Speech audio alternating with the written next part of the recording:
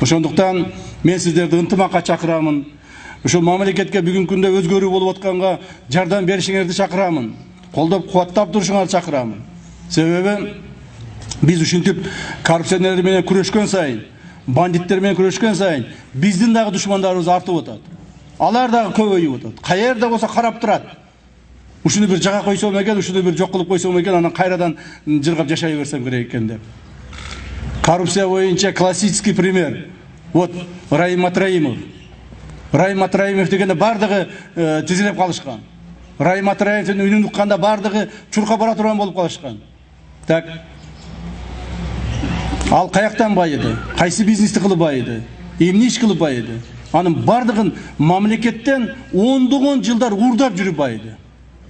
Мамлекетти уурдап канын сору байышты ушулар. Эмандай болбойт. Мына мен силерге бир мисал келтирейин.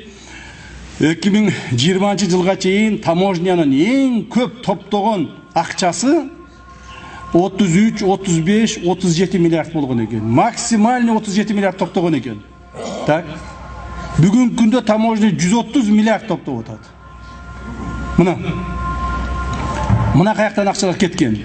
Ким ошо миллион болгондор ушул жакта миллион болуп турушкан. Эмандай миллион болбойт. Раим миллион деген кландар, ошого окшогон кландар болбойт. Кыргызстанда чыгарбайбыз аны кандайларды. Так.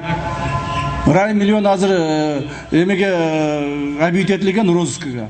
Бүгүнкү күндөгү Кыргызстандагы бардык территориясындагы бардык мал мүлкүнү мамлекетке өткүзөбүз. Бүгүнкү күндө уже эсептеп коюшту, балдар кече күнү мага далаш жетишти. 80 миллион доллар тегерегинде мал мүлкүн өткүзүп атабыз. Кыргызстандын территориясында Раим миллионун бир сотук жери калбайт. Бар мамлекетке өткүзөбүз. Эми ал миллион болуп кыйын болбойт. Жөнөкөй адамга окшоп, силерге окшоп жөнөкөй болуп жүргөнгө милдеттүү. То есть ушул бизге башка адамдарга да үлгү болуш керек. Башка коррупционерлерге үлгү болуш керек. Мамлекеттен уурдадыңбы? Баары бир күн мамлекеттин алдында жооп бересиң.